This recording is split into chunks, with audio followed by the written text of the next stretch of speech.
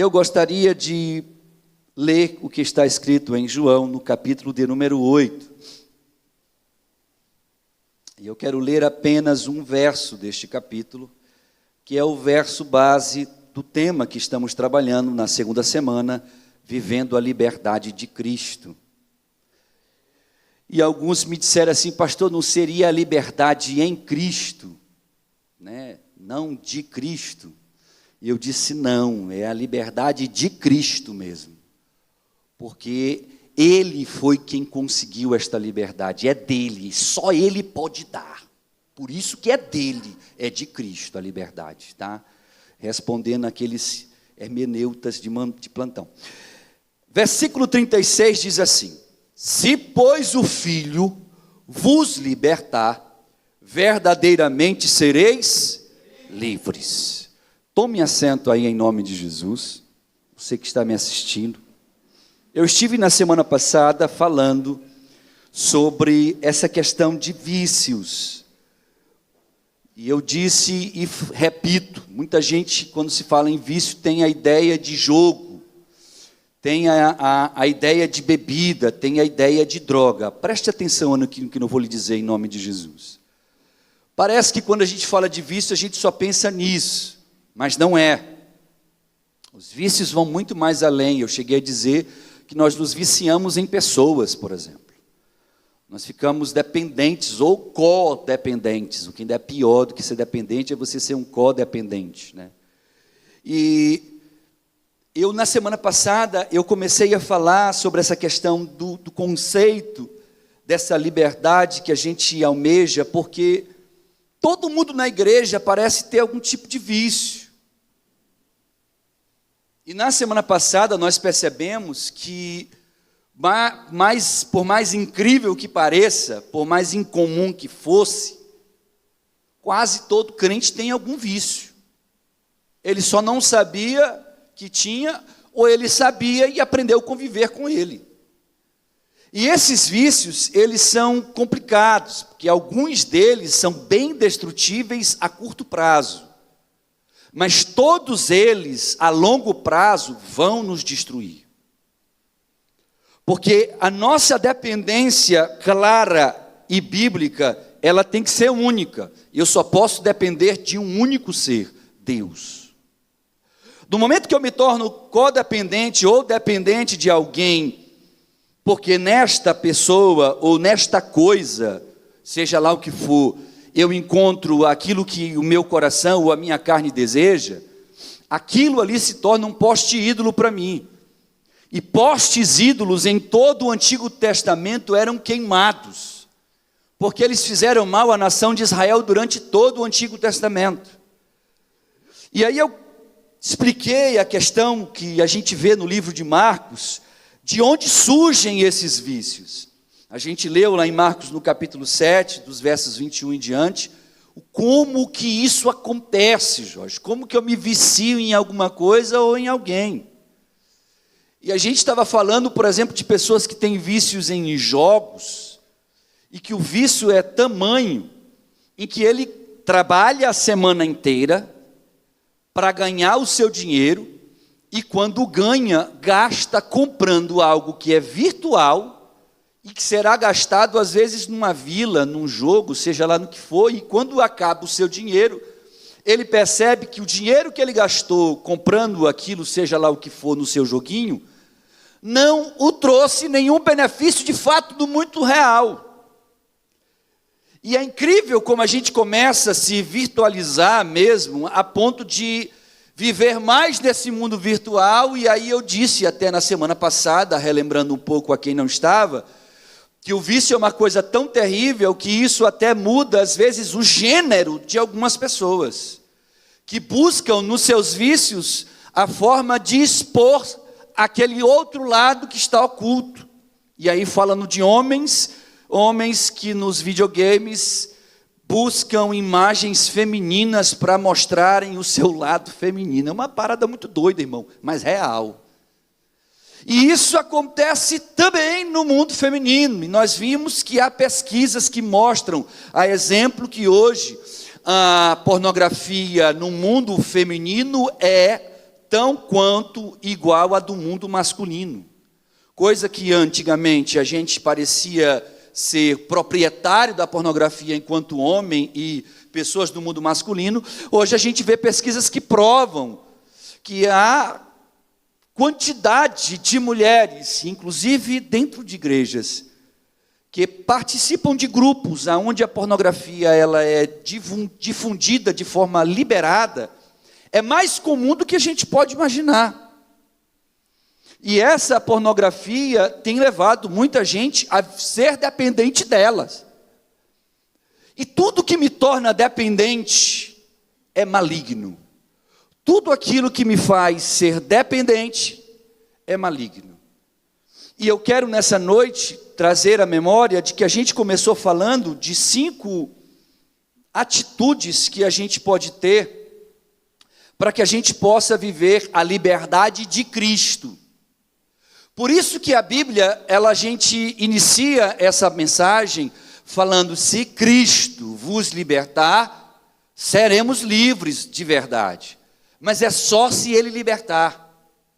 O problema da libertação é que ela não é muitas vezes imediata, às vezes ela é paulatina. Então há pessoas que entregam sua vida para Cristo, Lília, e ao chegarem dentro da igreja, são libertas de imediato do vício, do álcool. Mas há outras que não, que chegam na igreja viciadas em um vício como o álcool, seja lá o que for, e num processo muito lento, vai conhecendo a palavra, e na medida que vai conhecendo, por ela vai se sentindo liberto, até que chegar um ponto em que ela olha para aquilo que um dia ela era prisioneiro, e não consegue mais ser aprisionado por aquilo. Esse processo de libertação, é por isso que a Bíblia usa o verbo dizendo: conhecereis a verdade, e ela vos libertará, porque é um processo que eu e você vamos passar, sabe até quando? Até a morte. Isso quer dizer o quê, pastor? Isso quer dizer que eu e você, todos os dias da nossa vida, haverão coisas que nós teremos que buscar a libertação delas. E aí você hoje pode dizer: em nada sou aprisionado, mas amanhã você pode estar aqui sentado dizendo: me tornei prisioneiro do meu celular. Você pode dizer para mim: pastor, eu não sou prisioneiro da televisão, mas eu sou prisioneiro das séries da Netflix. Eu odeio novelas, pastor, mas eu não consigo me conter a uma série nova. E deixo muitas vezes de cultuar até a Deus para poder ver o fim daquilo que eu estou assistindo. Há pessoas dentro da casa de Deus que estão sentadas aqui me ouvindo, por exemplo, pastor Fábio, que são viciados em jogos de futebol. E não só no jogar, mas pior do que isso, assistir. E aí eu poderia citar várias coisas, como por exemplo, Flamengo, essas coisas que são malignas, irmão. Não é verdade? Malignas. Que você vê que tudo ali é do maligno. Por isso eu digo a vocês, irmãos, são vícios. E aí tem gente, pastor, que brincadeiras à parte, que eu poderia falar de vários times, eu citei o Flamengo, por uma questão de coisa. Não, fácil que eu não citaria aqui, mas o Flamengo eu citaria aqui novamente.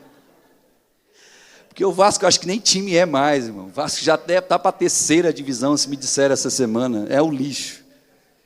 Mas eu vou dizer às pessoas que é viciada, irmão Rosário, nisso. Eu conheço pessoas que num dia de que o Brasil vai jogar, não vem para o culto, irmão.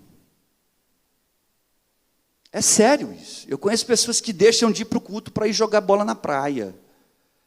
E se você perguntar se ela é viciada, ela vai dizer que não. Então, eu estou citando o jogo, mas tudo aquilo que te tira de Deus, ou do foco nele, ou da presença dele, é maligno, irmão. Se você deixa de servir a Deus porque você está buscando algo que te dá mais prazer do que a presença de Deus, está tudo errado. Porque não há nada, quando você olha para a Bíblia, você vê que o salmista dizia assim: eu me alegrei quando me disseram, vamos à casa do Senhor. O sentimento de alguém liberto e livre é: hoje é dia de culto, meu amigo, eu não tenho compromisso com ninguém, 6 horas eu estou indo para a igreja. Há um desejo nele de cultuar a Deus, porque ele é livre. Mas um aprisionado, ele fica ali remoendo. E aí ele vai vendo que ele vai porque tem um compromisso. E eu quero falar justamente dessas questões, porque são problemas que quase todo mundo vive, em um ponto ou em outro da vida. Quem não é aprisionado na pornografia é aprisionado no jogo. Quem não é aprisionado no jogo... Hoje eu estava dentro do laboratório, chega um jovem. Pastor, já fiz a Mega Sena para mim. E aí eu estava pensando, vindo no caminho, que a gente podia fazer uma bolada aqui. Falei, cara, eu não estou fazendo bolada mais nem de arroz, que antigamente eu fazia bolinha e comia, nem isso eu estou fazendo mais. Quanto mais gastar o meu dinheiro suado na Mega Sena.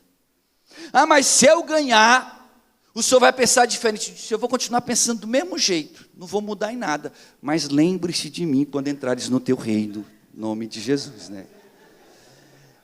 E a bem da verdade, eu falei na semana passada da importância que a gente tem de ser livre.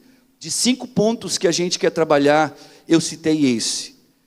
E nós vimos com muita profundidade, Jorginho, quem nós somos no reino de Deus. Quem estava aqui semana passada e lembra disso? A primeira coisa que a gente tem que entender é quem sou eu neste reino. Porque se eu entendo quem sou eu, Satanás não pode me enganar. Eu posso decidir fazer o que o diabo quer, mas não porque eu estou enganado por ele, por uma decisão minha. Então, quando você não sabe quem você é no reino de Deus, você não sabe, às vezes, nem que está aprisionado e andando neste reino. E nós vimos na semana passada da importância de sermos livres. E a segunda coisa que hoje eu quero iniciar aqui, ou a segunda atitude que eu preciso ter, se eu quero ser livre. E aí vem aquela pergunta básica, que parece ser tola, mas não é.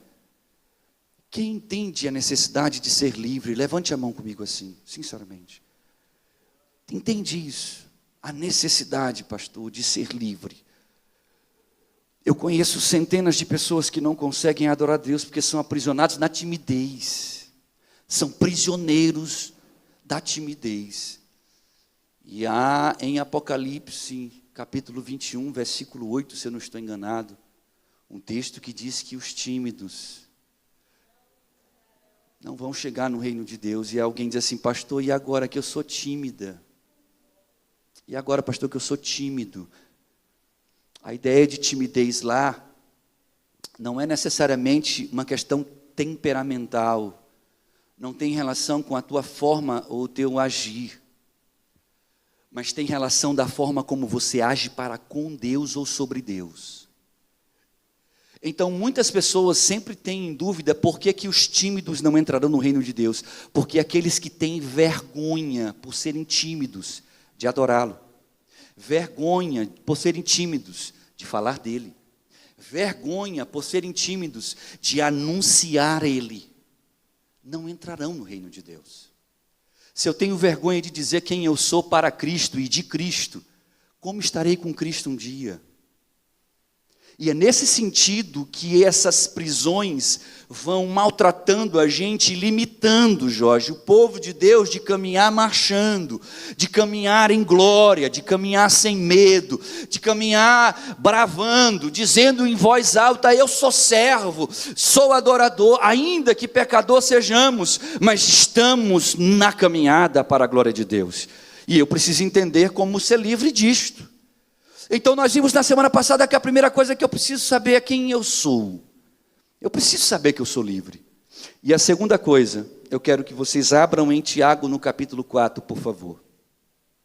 Porque a segunda atitude que eu tenho que ter, se eu desejo verdadeiramente ser livre, e talvez essa atitude seja uma das mais difíceis, porque é complicado lidar com isso que Tiago fala. Tiago, capítulo de número 4, por favor, localize na sua Bíblia.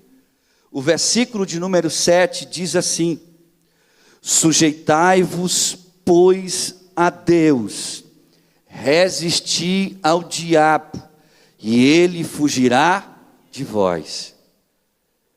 Você sabe qual é a melhor forma de nós fugirmos das tentações? É não me expondo a elas. Escute o que eu vou dizer nessa noite, porque talvez isso em algum momento da sua vida, se não até hoje, vai lhe servir.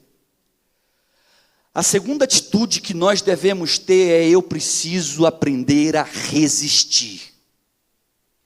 O resistir àquele desejo intenso de fumar, aquele desejo intenso de beber, aquele desejo intenso de fazer, aquele desejo intenso de consumir.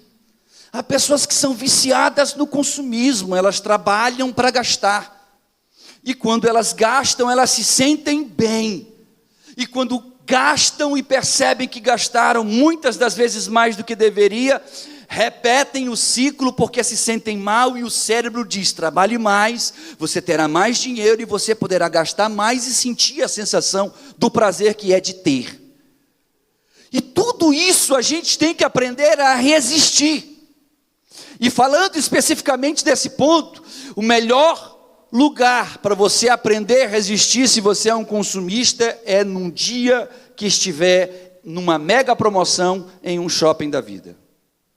Nesse dia é o dia que você precisa ir lá. Por quê, pastor? Porque se você conseguir aprender a resistir diante das circunstâncias que estão tentando te consumir e te levar a fazer aquilo que você fazia antes, você é liberto por Cristo. E isso serve para todas as coisas. Mas há algo curioso nesse texto que eu quero, antes de destrinchar ele junto com você, eu quero pedir que você abra em Mateus no capítulo 6, e nós vamos voltar depois para Tiago capítulo 4. Mateus capítulo 6, versículo 22 me diz uma coisa curiosa, porque muitos dos nossos problemas estão relacionados àquilo que vemos. Eu não resisto porque eu mantenho o olhar fixo naquilo. Eu não resisto porque ao olhar para aquilo, aquilo me incendeia, ou aquilo me causa uma pressão, ou aquilo me aprisiona. E o desejo me toma. A Bíblia fala em Mateus no capítulo 6, algo curioso. Porque o versículo 22 diz assim: a candeia do corpo são os olhos. De sorte que se os teus olhos forem bons, todo o teu corpo terá luz. Olhe para cá. Aonde você tem fixado os teus sentimentos? Porque a ideia do olhar é apenas um canal, um conduto para entrar. Quando ele fala que nós somos uma candeia, e que essa candeia ela é iluminada por aquilo que nós vemos, ele está dizendo, aquilo que você vê dentro de você, se você permite entrar, aquilo vai te iluminar ou vai te apagar. Então aquilo que eu tenho mantido diante de mim, porque aquilo me dá prazer, é a minha prisão. Então se a minha prisão é esse aparelho bem aqui, e eu fixo tanto tempo dos meus olhos nisso, aquilo que eu estou fixando ao olhar, preencherá o meu coração, e é por isso que a Bíblia fala que a boca só expressa aquilo que o que está cheio? É o coração. Porque é lá dentro, e a Bíblia fala em Marcos, que nós lemos na semana passada, que é do coração que procedem todos os desejos ruins. Mas entenda, o seu coração, existe um ditado que diz assim: aquilo que os olhos não veem, o coração não sente. Então se aquilo que eu estou tornando-me prisioneiro, ou sou prisioneiro disto, eu mantenho isso próximo, eu mantenho isso comigo, eu mantenho isso à minha vista, ora, pense comigo, se eu tenho problema com álcool, e aqui nesse bar sempre eu costumava beber, e se eu podendo fazer uma rota diferente para não olhar a bebida em cima daquela mesa que eu costumava beber, e eu não faço, e faço questão de passar por ali, eu estou colocando diante dos meus olhos aquilo que irá contaminar o meu coração, porque aquilo era a minha prisão. E assim serve para todas as circunstâncias da nossa vida. E aí, para você entender melhor, ainda em Mateus, volte um capítulo, capítulo 5. Para fechar, enquanto você procura o capítulo 5, que está bem difícil de achar, o versículo 23 do que eu estava lendo lá no capítulo 6 diz assim, não precisa olhar não: se porém os teus olhos forem maus, o teu corpo será tenebroso, se portanto a luz que há em ti são trevas, quão grandes serão as tuas trevas. Olhe para cá, se aquilo que eu faço, fofa, diante dos meus olhos, é algo que me aprisiona, e eu mantenho isso dos meus olhos, você pode ter certeza, o que era luz, virará trevas, é inevitável. É por isso que ninguém sai de casa dizendo assim: eu vou encher a cara. Ele vai beber um copo de cerveja. Ele vai fumar ali na esquina sozinho um cigarro só. Ele vai na casa do amigo e ele vai fazer só isso aqui. Porque sempre haverá uma isca. E esse é o grande problema, porque se essa isca entrar, aquilo que havia de luz em mim se transforma em trevas. E aí é por isso que nós não entendemos por que alguém sai de uma posição de luz para trevas tão rápido. É porque realmente a candeia, uma vez que ela é contaminada pelas trevas, quão grandes são estas trevas. Aí no capítulo 5 de Mateus diz uma coisa curiosa. No versículo 29 diz assim: portanto, se o teu olho direito te escandalizar, arranca-o e atira para longe de ti, pois é melhor que se perca um dos teus membros, do que seja todo o teu corpo lançado no inferno. E se a tua mão direita te escandalizar, corta-o e atira para longe de ti, porque te é melhor que um dos teus membros se perca, do que todo o teu corpo ser lançado no inferno. Aqui há muita informação para eu falar, e eu não vou falar de tudo aqui, porque eu teria que explicar por que Jesus cita o olho direito, por que Jesus cita o braço direito, por que ele não cita lá o esquerdo, explicar para vocês coisas que têm relação direta com o judaísmo, que você só entenderia por que os judeus usam o braço esquerdo e não o direito para colocar o tefilim, que é uma forma de orar a Deus. Por que a mão direita será a mão que Satanás utilizará para colocar a marca tão conhecida como a marca da besta do livro de Apocalipse? Então há muita informação para eu falar, eu vou me deter só no que me interessa. O fato é que Jesus disse: se isso aí, se a tua atitude vai te fazer pecar, arranca. Então, se eu ir me encontrar com aquele meu amigo, que era um amigo que me levava ou estava comigo nas noitadas, eu sei que a possibilidade desse cara me influenciar é grande, eu não irei para a casa dele. Se a casa que eu costumava frequentar, na casa dos meus primos, e aquele primo era o camarada meu do mundo, e eu sei que indo para lá, ele estando no mundo, ele vai me falar do mundo, ele vai tentar mostrar o mundo. E talvez a luz que há em mim não seja tão capaz de abafar as trevas que há nele. Mas as trevas, eu ensinei e disse para vocês semana passada, ela é muito forte. E você sabe por quê? Porque ela é astuta.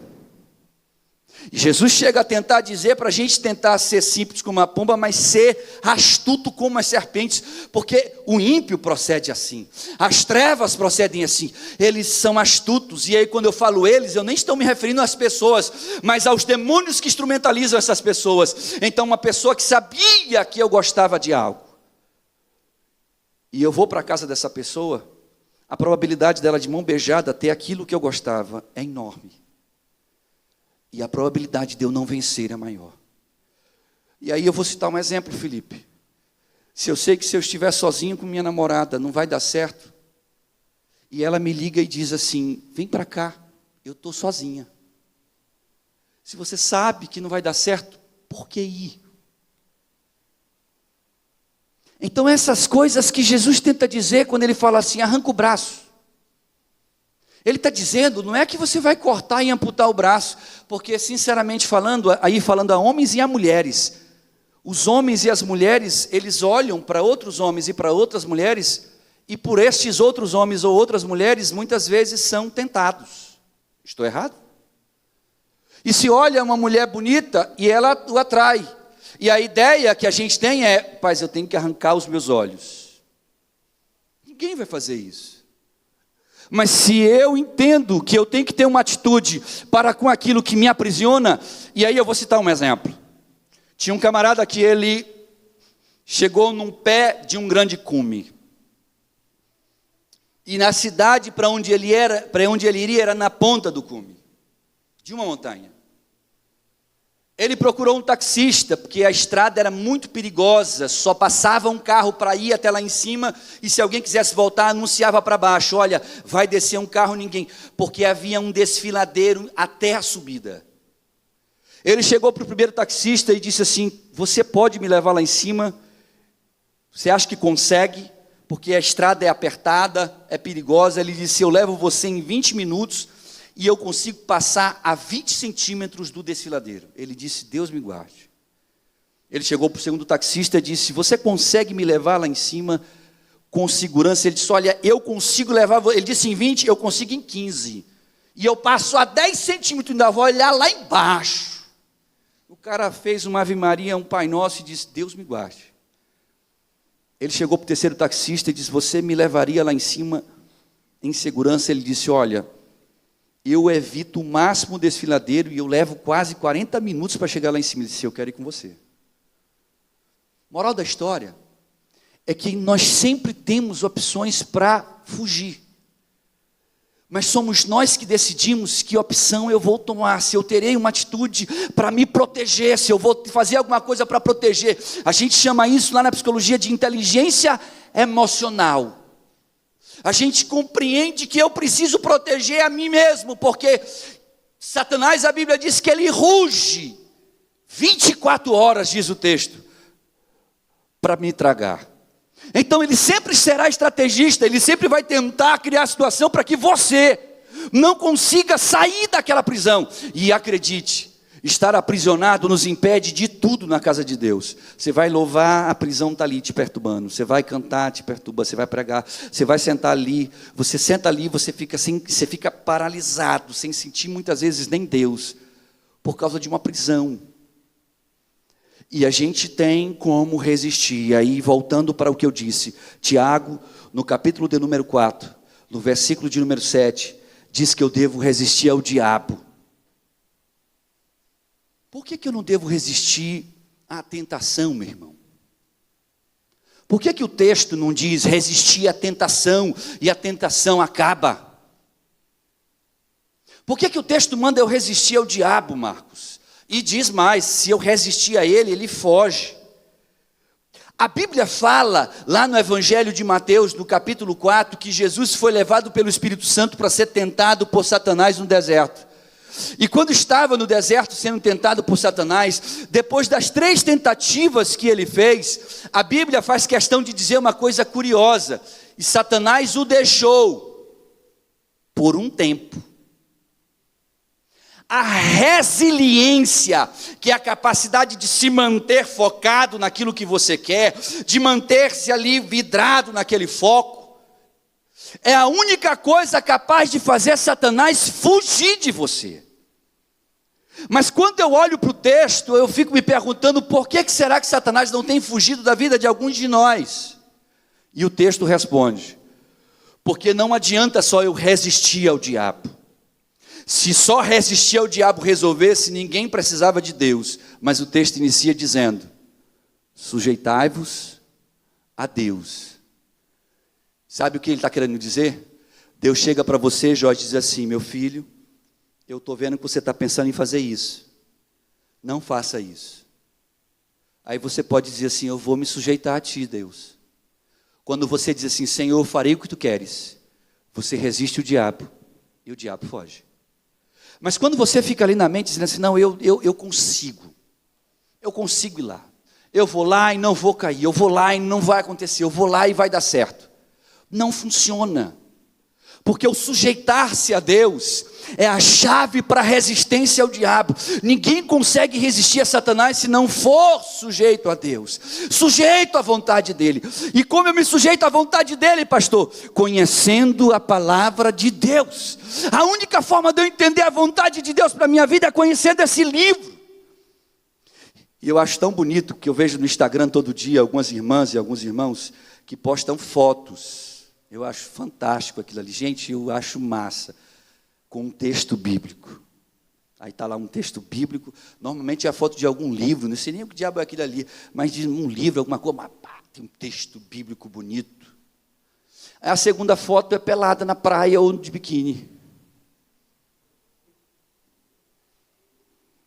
Aí está lá, com um biquinizinho, fio dental, tomando alguma água de coco, e o Senhor é maravilhoso, em Salmos, capítulo tal, isso aqui. Não entendo. A ideia de sujeição a Deus é aceitar para mim, aceitar para você a vontade dEle, que nem sempre, ou quase sempre, não é a nossa vontade. E a ideia do sujeitar-se a Deus é você dizer para Ele: Senhor, poxa, mas eu queria tanto aquilo, mas eu não quero. E aí a gente consegue resistir o diabo, porque sem sujeição a Deus, não há como, é impossível, eu não vou vencer, não tem como resistir Satanás. Sabe por quê?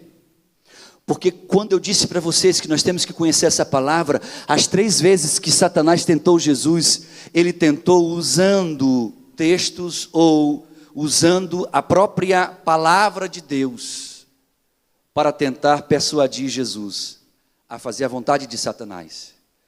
E as 3 respostas de Cristo estavam na palavra. Como quem dissesse assim: não, mas eu conheço a vontade dEle, eu conheço o que Ele quer, eu conheço o que Ele deseja. Se eu conheço o que Ele quer para mim, eu posso me sujeitar. E se eu me sujeito a essa vontade que está descrita na palavra, eu resisto Satanás, ele vai fugir de mim. Eu não preciso brigar no mundo espiritual com ele. Ele não consegue combater contra esta palavra. Ele lutando, usando textos distorcidos. E assim surgem as várias religiões e denominações pelo mundo afora, porque Satanás convence alguém a distorcer um texto, e aquele texto vira um pretexto para criar-se uma nova religião ou um novo dogma. Mas quando você olha para a palavra e conhece ela, a vontade de Deus na hora vem para você, e aí você tem a escolha: eu me sujeitarei a Deus. Quem está entendendo o que eu estou dizendo aqui? Terceiro, e eu vou dar uma corrida aqui. Abra em Colossenses capítulo 3, por gentileza. Colossenses, capítulo de número 3.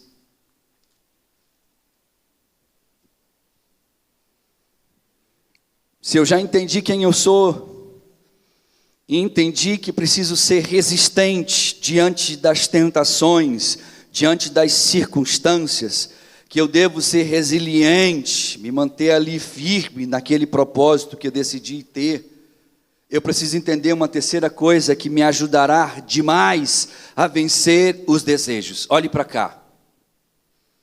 O problema que todo vício causa é que ele faz com que o nosso cérebro libere sobre o corpo algumas sensações que fazem com que a gente sinta prazer. E eu não estou falando de sexo. Eu estou falando de sensações que são puramente químicas.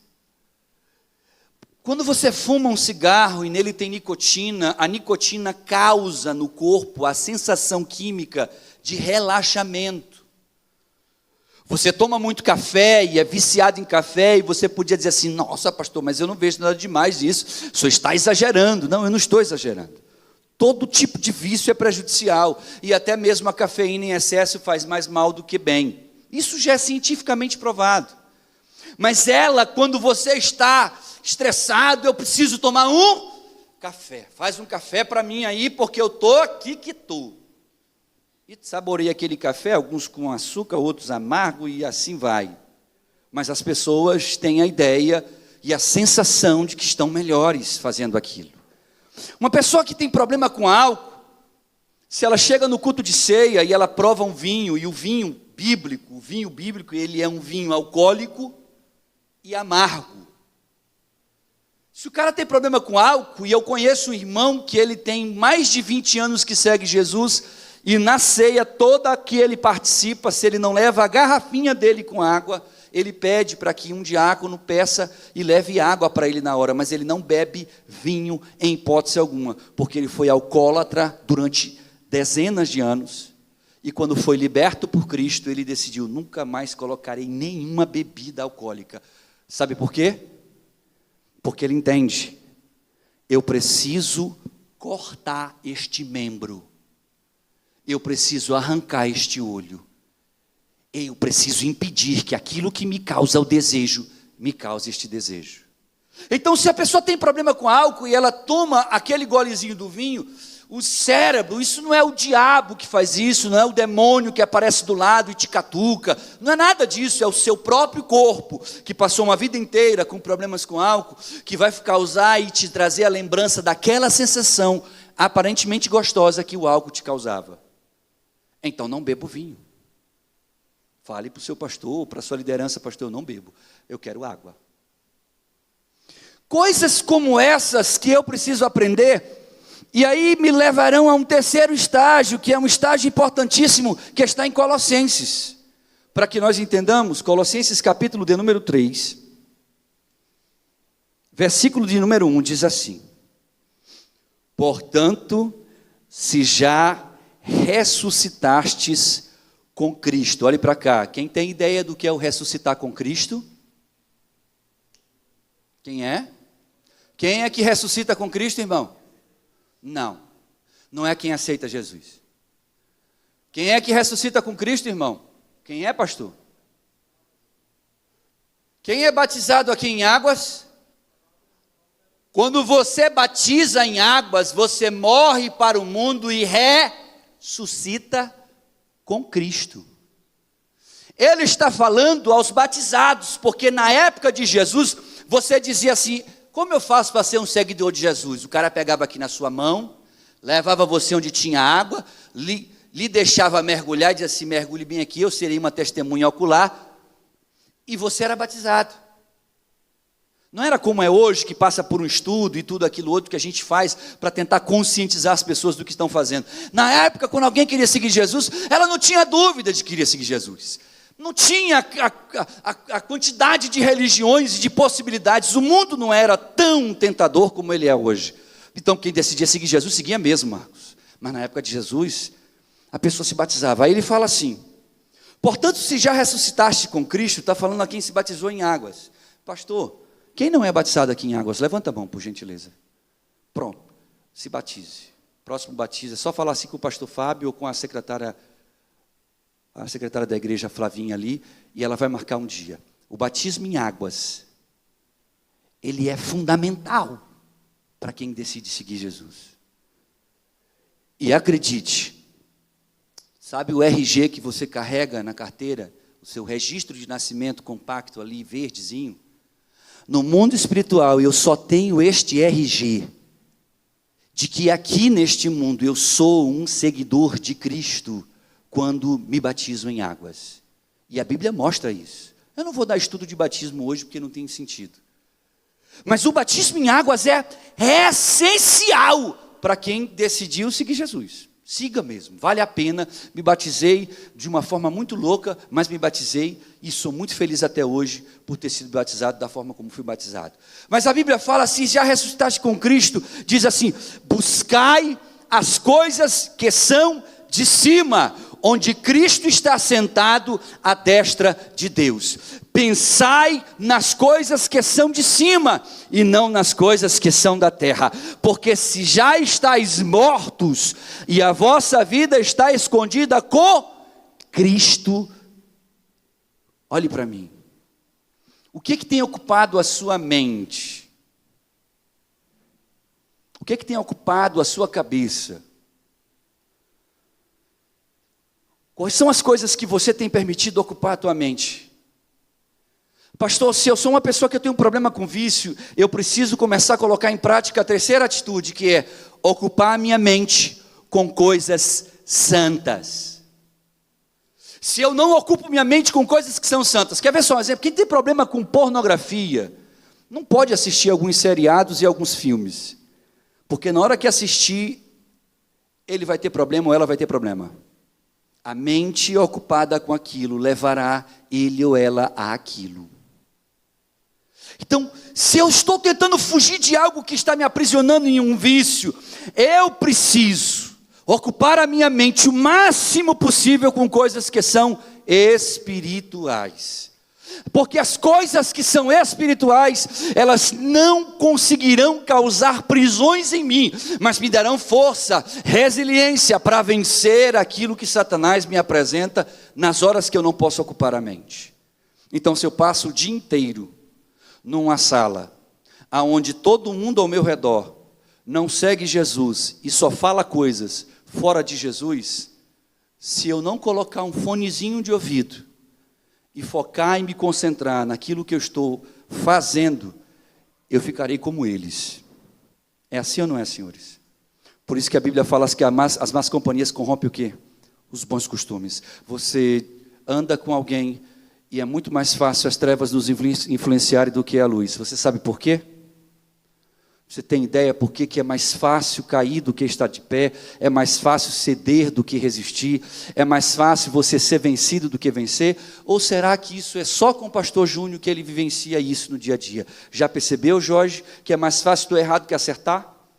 Já percebeu, Fábio, que é mais fácil a gente xingar do que falar com brandura? Já percebeu, Robert, que é mais fácil desistir do que conseguir resistir e chegar lá? Por que será que isso acontece com a gente? Por que é mais fácil, você sabe? Porque nós temos um corpo que literalmente, ele milita, ele luta contra tudo aquilo que é bom. O seu corpo, por uma questão de uma natureza. É por isso que quando nós formos para a glória, a Bíblia diz que quem morreu precisa ressuscitar. Os que estiverem vivos, está em 1 Coríntios capítulo 15, versículo 51 em diante. A Bíblia fala de forma muito clara que os que estiverem vivos vão se juntar com os que estavam mortos, agora ressurretos, com o seu corpinho do jeito que ele é, gordinho, magrinho, bonitinho, feio, não importa. Você vai voltar com o corpo que estava depois da morte. Aí, num piscar de olhos, você será incorruptível, revestido de incorruptibilidade, porque este corpo não consegue entrar no céu. Agora imagine, você nesse corpo terreno, andando em ruas de ouro. Você sabe o que você faria? Sabe o que você faria? Você sentava assim, naquele banquinho assim, ó, olhava para o lado, não tem ninguém passando, você dava uma quebrada assim no banquinho, bolso. Vai, eu não sei se eu vou ficar no céu aqui, eu estou passando, vamos embora. Mas com um corpo incorruptível, você olha para estas coisas que atrairiam os nossos olhares e estimulariam os nossos desejos mais internos, de fazer coisas das quais a gente até diz que acha que não é capaz de fazer. Você quer ver? O ser humano, meu irmão, é o ser mais complexo que existe no universo. E sabe quantos de vocês se conhecem aqui? Nenhum. É por isso que só Deus conhece as minhas verdadeiras limitações e a minha capacidade do que sou de fazer. Porque dependendo da circunstância, e eu já ouvi e vi isso inúmeras vezes, eu nunca farei isso. Eu nunca farei aquilo. E quando se vê, fez. Ou faz. Por que, pastor, que isso acontece? Porque o seu corpo, ele luta todos os dias para que você não faça a vontade de Deus. Você sabe qual é o maior inimigo que nós temos? Somos nós. Você dorme com ele, você acorda com ele, você está no banheiro com ele. Então você não precisa nem se esconder dele, porque aonde você estiver, o seu corpo vai estar, e estando ele ali, por ele você será tentado, e provavelmente a tentação será muito forte. Porque esse corpo, ele luta contra tudo aquilo que é espiritual. E o que eu faço, pastor? Ocupe a mente. Se eu gostava de escutar alguém lá do passado, que quando eu escutava aquelas músicas, seja no rádio, ou num CD, ou na época do Marcos, uma fita cassete, né, Marcos? Na época do pastor Fábio, que botava aquelas fitas cassetes remixadas ali, para sair, da época a vitrola, né, pastor? Não é tão longe, mas assim, aquelas músicas que mexem conosco. Quem aqui não nasceu no Evangelho? Levanta a mão só para eu ter noção do que eu estou falando. Você já consegue lembrar lá do mundo que tinha aquelas músicas que marcavam um momento da sua vida? Sim ou não? Que você dizia assim, poxa, eu estou afim de tomar uma, mas eu queria tomar uma escutando aquela música. Ou pior do que isso, se você escutasse aquela música, você tinha vontade de tomar uma. Porque aquela música te lembrava um momento, seja um momento bom, um momento ruim. Eu cresci num lar onde os meus pais se divorciaram e eu tinha 8 anos. Minha mãe era apaixonada pelo meu pai. Às vezes eu até brinco com ela e digo que acho que ela ainda é apaixonada. Muita gente acha. Mas assim, eu lembro que eu tinha meus 8 anos e eu acordava muito de madrugada porque eu era muito perseguido por espíritos, por coisas ruins. Meu quarto ele sempre aparecia algum demônio. E na época eu não sabia, meus pais achavam que era loucura, eles não eram crentes também. Mas eu via coisas, então eu acordava muitas vezes de madrugada. Meus pais nunca deixavam eu e a minha irmã dormir com eles, a gente tinha que dormir em quartos separados, porque eles queriam ter a intimidade deles. E eu lembro como se fosse hoje. Eu não sei se vocês conhecem um grupo chamado A-Ha. É um grupo antigo. Eu não sei se eles são ingleses ou são americanos, mas era um grupo que minha mãe escutava na fita cassete muitas músicas dele. E ela só escutava de madrugada, enquanto ela estava sentada num sofá da sala da nossa casa, chorando, porque tinha se separado do meu pai por uma decisão dela, inclusive. E eu lembro que eu acordava e estava baixinho, um toca-fitas lá do lado dela, e ela estava no sofá sentada com um copo de cerveja, às vezes na mão, chorando. Se ela estiver me assistindo, ela vai lembrar disso. Eu abraçava ela e perguntava por que ela estava chorando. Ela, por nada, filho, mamãe estava só aqui, limpava, tentava desdobrar. E eu percebia que ela dizia, volte para a cama. Me levava na cama, me deixava às vezes lá, e ela voltava para ali, para aquela prisão. Os anos se passaram, irmãos, eu tenho 41 para 42, mais ou menos. Mas é mais ou menos isso. E aonde eu passo, em qualquer lugar do mundo, se alguém estiver escutando A-Ha, eu posso estar pulando no Espírito Santo, eu posso estar falando em línguas, eu posso estar mergulhando no mar, eu posso estar no melhor momento da minha vida, aquilo ali para imediatamente. E eu lembro da cena que eu acabei de reportar a vocês. Prisões, que as pessoas ficam presas. Então, o que eu faço, pastor, para não lembrar de uma lembrança como essa? Eu não escuto A-Ha. Se eu chego, semana retrasada, tem um rapaz que trabalha comigo, que a gente chama ele de Jiraya, porque ele parece aquele ninja Jiraya. E eu disse para ele, Jiraya estava ouvindo, bem baixinho no celular dele, eu ia passando na sala. E eu ouvi baixinho, era A-Ha. Eu parei e disse, Jiraya, cara, coloca um fonezinho de ouvido. Não, pastor, está tão baixinho, eu estou sozinho aqui na sala, o senhor está na outra sala. Eu digo, mas eu estou lhe pedindo, coloque um fone de ouvido. Como eu sou o dono, eu posso fazer isso. Não, tudo bem, botou o fonezinho dele. Você podia dizer assim, pastor, mas que tolice, que exagero, que besteira. Se você não foge, você é levado ao ponto. Se você não arranca o braço, se você não corta, se você não é radical, se você não arranca o olho, você é levado àquele ponto de prisão. Então a única forma de fugir é eu ocupando a minha mente com aquilo que é bom. Eu corro para o computador, ligo, coloco um hino, que é um hino que me agrada, que me alegra, para que a minha mente não me traga a memória daquilo que era uma prisão da minha mãe. Quem está entendendo o que eu estou dizendo? Assim é em todas as outras circunstâncias da sua vida. Se você frequenta casa de pessoas que você andava no mundo com elas, elas não irão para a igreja com você. Elas vão te levar para o mundo. A tua amiga não vai chegar para você e te mostrando, olha que palavra de Deus maravilhosa. Ela vai te mostrar foto de alguém, uma pornografia. Ela vai te contar uma mentira. Ela vai te mostrar um vestido que é sensual. Ela vai te levar para o mundo dela. E não é porque ela não presta, não é porque ela te odeia, não é porque ela quer mal, mas é porque ela está em trevas. Então, se eu não tomo a decisão de romper, e a ideia de cortar o braço é dizer, não dá para conviver, não dá para caminhar, não dá para ter aliança, não dá para viver perto de você, porque você me leva para o mundo, e não é porque você é mau, mas é porque a minha carne é fraca, A minha carne, ela é tentadora, ela é fácil de ser tentada, melhor dizendo. Quem está entendendo o que eu estou dizendo? Então eu preciso, como aquele que ressuscitou em Cristo, buscar coisas que são de cima e pensar nessas coisas, ocupar a minha mente. Ora, se eu tenho problema de insônia e vivo um ciclo de insônia, porque a minha ansiedade faz com que a minha mente fique pensando e repensando, e repensando, e repensando, coisas que me deixam depressivo, eu vou ocupar o meu sono que eu não estou tendo, e a minha mente com coisas que são de cima.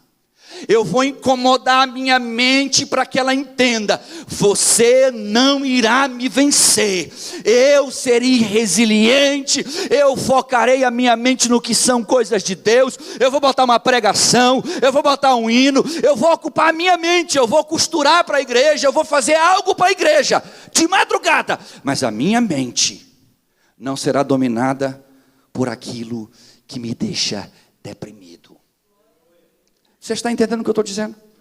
Então eu preciso ocupar. A ideia de ocupar a mente é um segredo fantástico, porque existe uma frase de Martinho Lutero que ela é curiosa, e eu abro aqui aspas para repetir a frase dele, pois não é minha.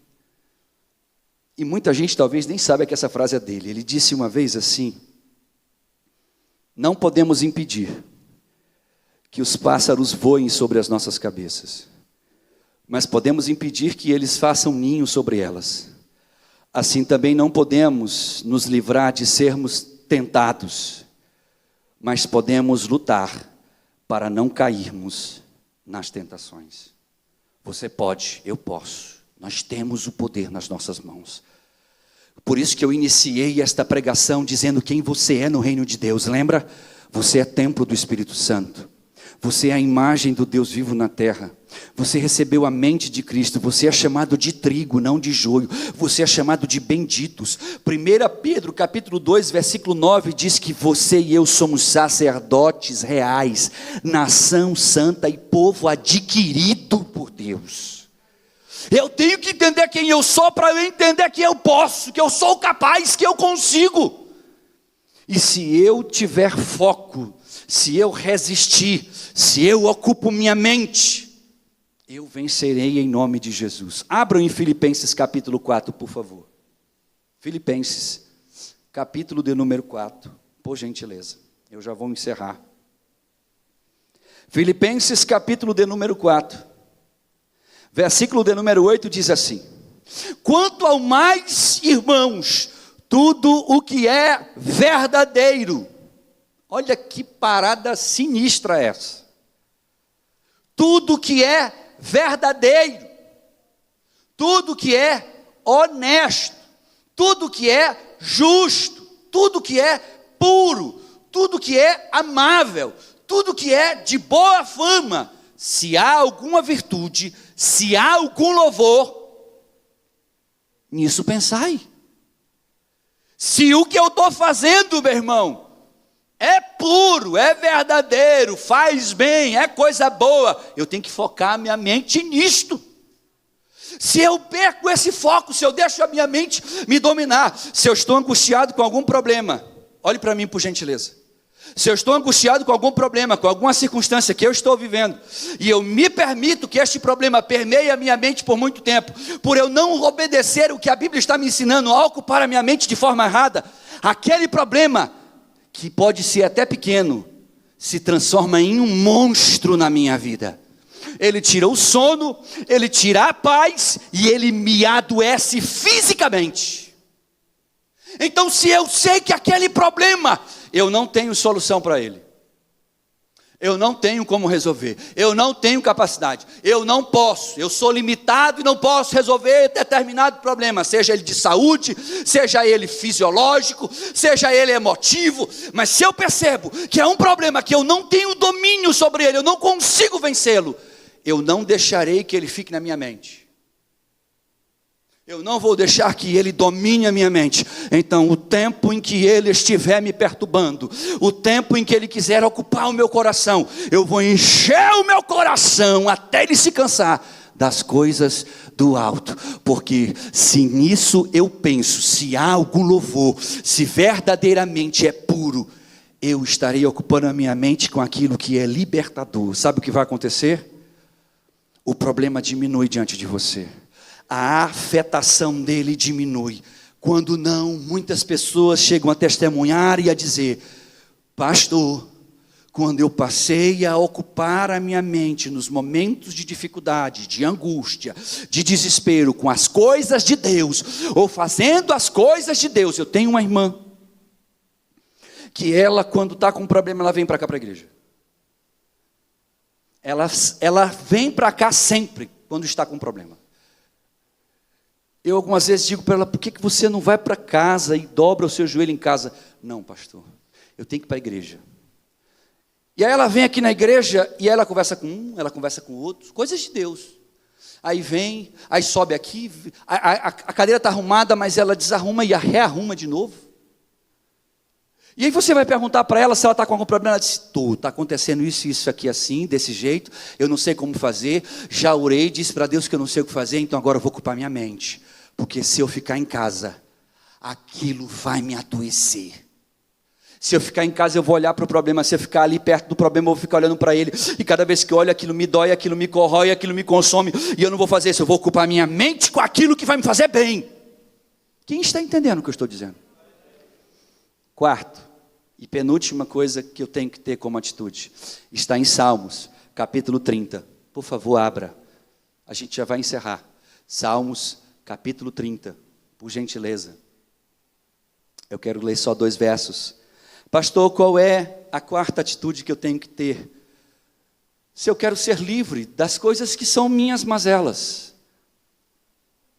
Nós estávamos em uma determinada circunstância e nós estávamos buscando libertação. O irmão disse uma coisa curiosa. Ele disse para mim assim: pastor, eu quero ser livre daquilo que eu não consigo terminar. Eu fiquei em casa pensando, diante de Deus, eu fiquei pensando, porque como para mim, tudo que eu começo eu termino, tudo que eu faço, eu vou lá e faço, isso para mim era moleza, começar uma coisa e terminar, mas para ele não é, e aquilo é uma prisão, porque cada vez que ele começa uma coisa e não consegue terminar, ele se dissolve, ele se derruba, ele cai, ele se entristece, ele se deprime, ele se oprime, porque ele começa a se cobrar e dizer assim, e aí Satanás aproveita que ele começa a lançar aquelas flechas na mente da gente, que são como a Bíblia fala, aqueles dardos inflamados ao meio-dia, que são lançados na nossa mente como um pensamento que você não sabe de onde, mas de repente aquilo te atinge e você fica na mente assim dizendo: rapaz, eu nada que eu consigo, nada dá certo na minha vida, eu não consigo isso, tudo na minha vida está errado, tudo que eu faço está errado, meu Deus, eu sou um amaldiçoado, eu sou isso, a gente não é assim? Sim ou não? Desse jeito. Como é que eu faço, pastor? Eu vou ocupar a minha mente. Se eu não conseguir chegar onde eu tinha que chegar, e aquela tristeza, aquela depressão, tentar me ocupar, eu vou ocupar minha mente com aquilo que me dá esperança, eu vou ocupar minha mente com aquilo que é saudável, e aí eu vou fazer uma quarta coisa que está em Salmos no capítulo 30.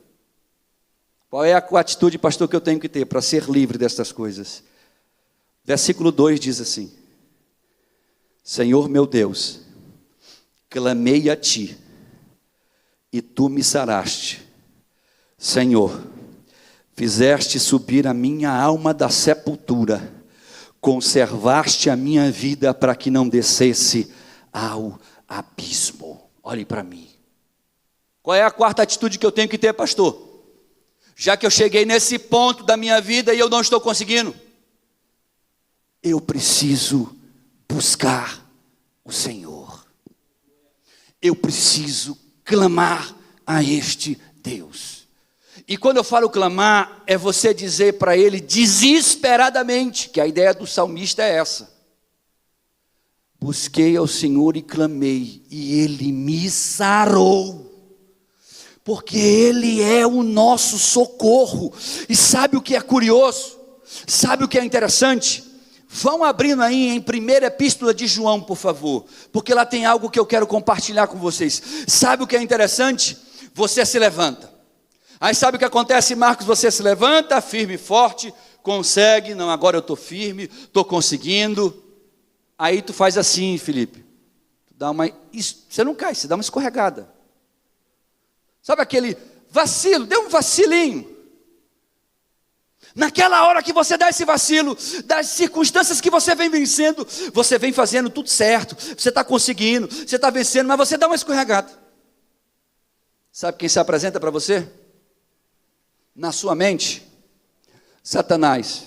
E aí ele começa a dizer assim: você está em pecado, você não consegue, você já tentou várias vezes e não conseguiu.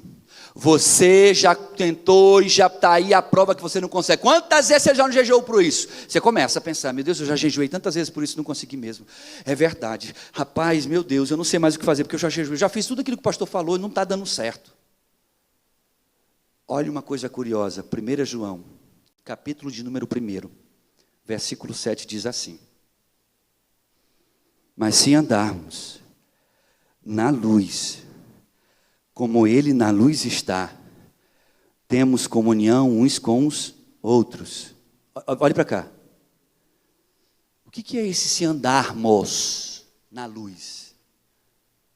João não está falando assim, se você andar, se eu andar. Ele usa o plural, para dar a ideia de que você não está só. Mas alguém podia ter a dúvida, dizer assim, será que é? Aí ele vai e diz assim: e termos comunhão uns com os outros. Sabe o que ele está falando aqui, meu irmão? Igreja. Ele está falando, se você serve, se você se congrega, se você vai para os cultos, se você caminha com os seus irmãos. Os irmãos estão todo mundo na praia, eu estou na praia com os irmãos. Os irmãos estão todo mundo na igreja, eu estou na igreja com os irmãos. Se eu ando na luz com quem está andando na luz, se eu estou andando com quem está andando com trevas, Jairão, meu filho, eu vou ficar trevas. Não tem como. Agora, se eu ando na luz, nós começamos uma campanha de batismo. Existiam pessoas batizadas. Quem não é batizado começa a andar com quem é batizado. Quem é batizado começa a falar em línguas. Quem não é batizado começa a ser influenciado a ser batizado e falar em línguas. Quem não é batizado e fala em línguas. Por que isso, pastor? Porque se andarmos na luz, eu e você, se caminharmos juntos no mesmo propósito, se me esforçamos e você se esforça, se o esforço é contínuo e juntos, e tivermos comunhão uns com os outros. Eu tenho comunhão com minha irmã lá fora, eu tenho comunhão lá dentro, eu tenho comunhão com aquele, eu tenho comunhão com você, você tem comunhão comigo, eu posso lhe abraçar e você pode me abraçar. Se eu tenho comunhão, olha o que o texto diz que acontece. Isso aqui adoece alguém que é radical. Isso aqui adoece aqueles pseudo-líderes que acreditam que uma vez que você falha ou erra, você está condenado ao inferno. Isso aqui adoece, porque o texto diz o seguinte: temos comunhão uns com os outros, e o sangue de Jesus nos purifica de todo pecado. O texto não está dizendo assim, e aí você pede perdão para Jesus e Ele te perdoa e você fica sem pecado. O texto está dizendo que o fato de você se congregar, que o fato de você dividir essa luz, que o fato de você comungar dessa comunhão, há erros que você e eu cometemos. É por isso que o salmista dizia assim, Davi dizia isso: perdoa-me pelos meus pecados ocultos. Ocultos a quem? A Deus, a Ele? Era coisa que ele fazia na escondidinha? Que pecados ocultos eram esses que Davi orava, pastor Júnior? É os que ele nem sabia que tinha feito, ou não lembrava mais que tinha feito. E aí ele diz assim, perdoa-me pelos meus pecados ocultos. Ele não tinha o sangue de Jesus, ele não viveu no tempo da dispensação da noiva, que é a igreja de Cristo. Hoje você é noiva, hoje você é igreja, hoje você foi lavado, redimido. E aí a Bíblia diz assim, se você anda com os seus irmãos, se você comunga da fé com eles, se você tem comunhão com eles, o meu sangue, disse Jesus, é Ele quem te purifica dos teus pecados. Pecados que você nem lembra às vezes que cometeu, ou nem sabe que cometeu.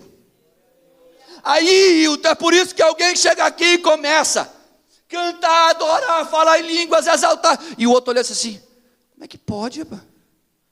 Conhece fulano bem aí. Teve uma confusão entre ele e a mulher em casa. Como é que o cara está adorando desse jeito?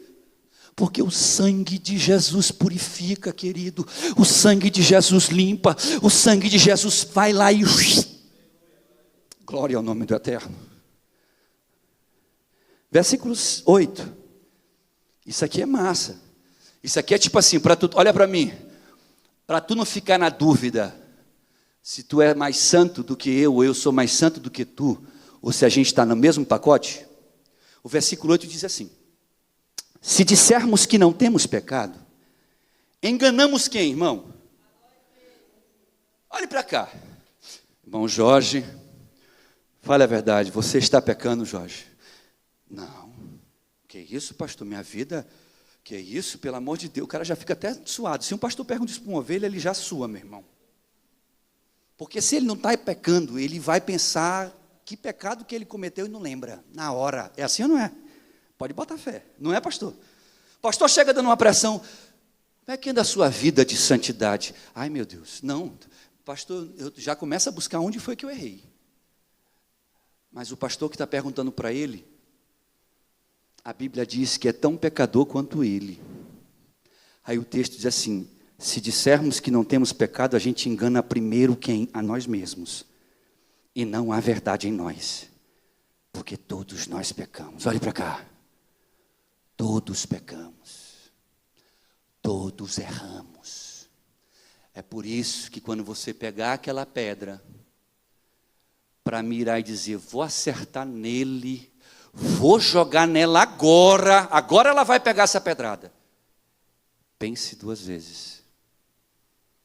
Porque talvez você esteja tirando uma pedra e não sabe que há outras 10 vindo sobre você. O texto não termina aí. O texto diz: se confessarmos os nossos pecados, Ele é fiel e justo para perdoar os pecados e nos purificar de toda injustiça. Olhe para cá. Aí Satanás chega e diz assim: tu não consegue, tu não deu certo, tu já tentou. E aí tu dobra o joelho, tu já nem sabe se vai conseguir pedir perdão para Deus de novo, porque tu pediu perdão para Deus semana passada. E aí Satanás tenta te convencer de que não adianta tu pedir perdão mais para Deus, porque tu já pediu outras vezes e não conseguiu. E aí a Bíblia vem e rasga Satanás no meio, dizendo: mas se você confessar para Deus, não é nem para o pastor, não é nem para o irmão, não é nem para alguém, não é para o padre, é para Deus. Ele é fiel e justo para nos perdoar os pecados e nos purificar de toda injustiça. Você sabe por que purificar de toda injustiça, meu irmão?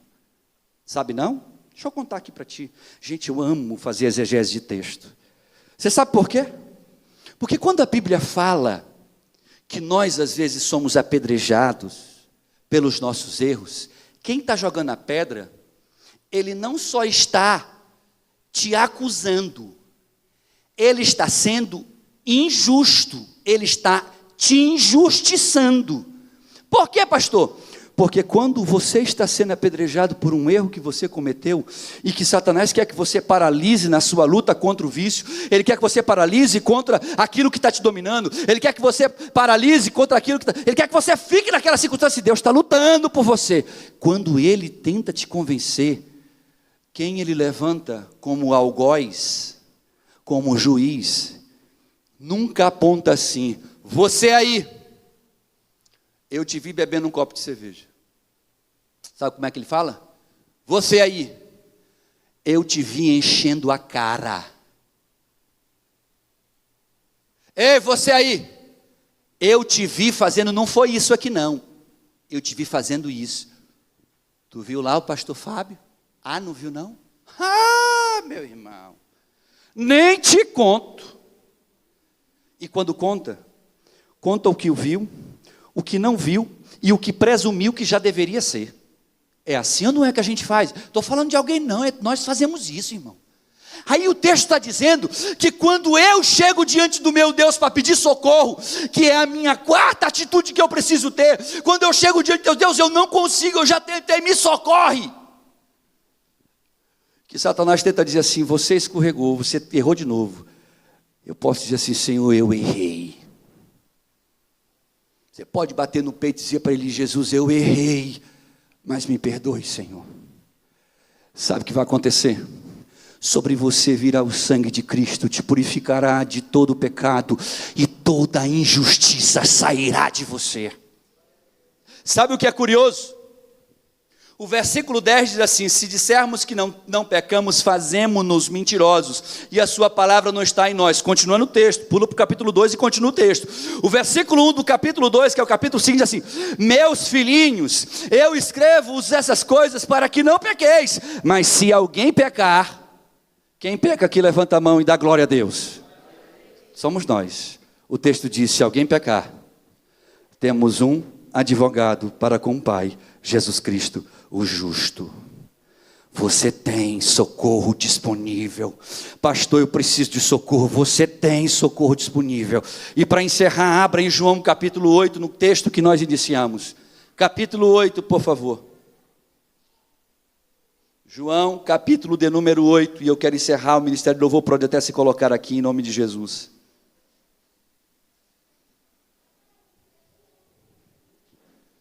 Pastor, eu quero ser livre, qual é a minha quinta atitude que eu devo ter, pastor? Olhe para mim. O texto diz assim em João, capítulo 8, versículo 31. Jesus dizia, pois, aos judeus que criam nele. Olhe para cá. Quem crê aqui em Jesus? Somos nós. A Bíblia diz que nós somos o Israel de Deus, irmão. A Bíblia fala isso, que nós somos o Israel de Deus. Paulo fala isso. Então, se eu sou o Israel de Deus, ele está falando de nós aqui. A Bíblia diz que Jesus disse assim: Jesus dizia, pois, aos judeus que criam nele. Eu tenho que acreditar nele. Eu tenho que acreditar nele. Se vós permanecerdes na minha palavra, verdadeiramente sereis meus discípulos. Então conhecereis a verdade, e a verdade vos libertará. Olhe para cá. Eu quero encerrar essa ministração. Uma ministração que eu falo da verdadeira liberdade de Cristo. Viver essa liberdade. Marcos, eu preciso ser livre. Nós precisamos ser livres. Então, minha quinta atitude, eu tenho que confiar no que essa palavra diz. A palavra de Deus diz: se permanecerdes na minha palavra. Sabe o que ele está dizendo, Marcos? Se você acreditar nela, se você tem fé nela, se você dentro da sua alma acredita que essa palavra é de Deus, verdadeiramente conhecereis a verdade, e ela vos libertará. Fique de pé aqueles que desejam ser livres. Não há liberdade sem confiança em Deus. Não há como ser livre sem eu confiar que Deus é o meu libertador. Então a minha vida eu tenho que colocar nas mãos dele. E as circunstâncias que Satanás tem colocado diante da minha mente, eu as vencerei, ocupando a minha mente com ele.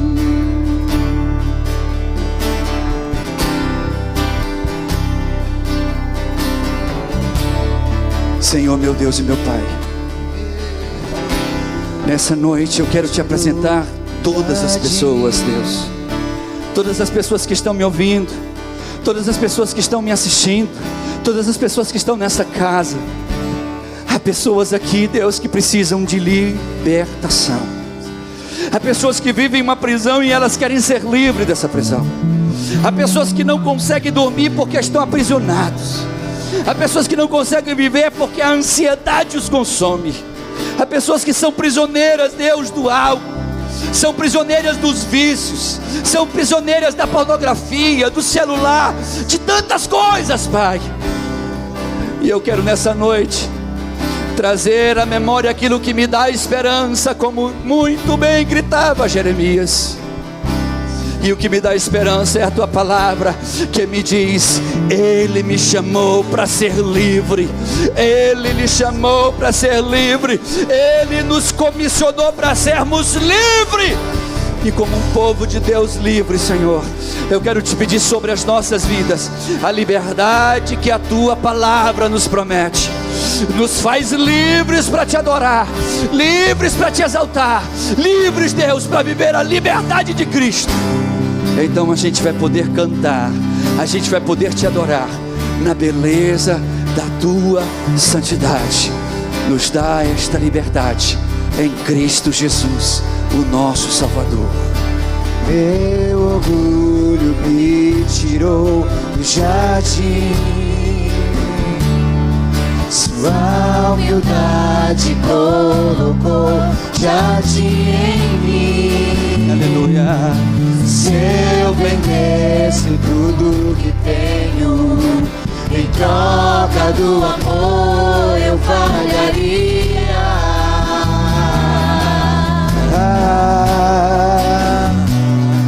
Pois o amor não se compra, nem se merece. O amor se ganha, de graça o recebe. Eu quero conhecer Jesus. Eu quero conhecer Jesus e ser achado nele. Eu quero conhecer Jesus. Eu quero conhecer Jesus. Meu amado é o mais belo entre milhares de milhares. Meu amado é o mais belo entre milhares de milhares.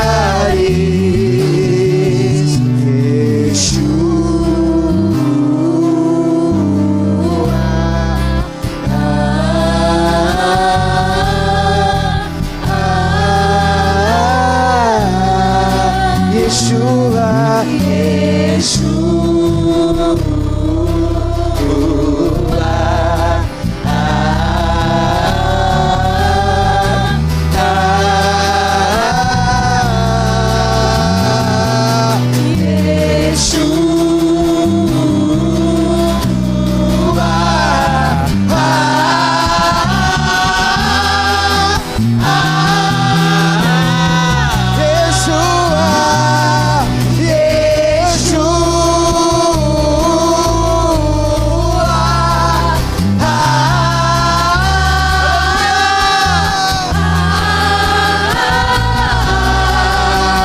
meu amado é o mais belo entre milhares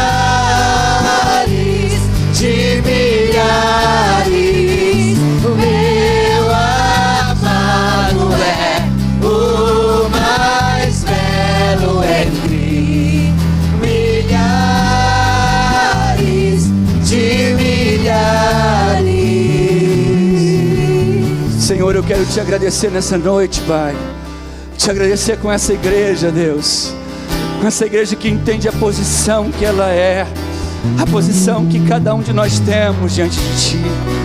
Ainda que as trevas tentem de todas as formas nos tirar dessa posição, a Tua palavra nos dá a certeza de que foste Tu quem nos escolheste. A Tua palavra diz que foste Tu quem escolhestes a nós. Não fomos nós quem te escolheu, foi Tu quem nos escolheu. Foi Tu quem disse: você é meu, você é minha. Eu te libertei, aleluia.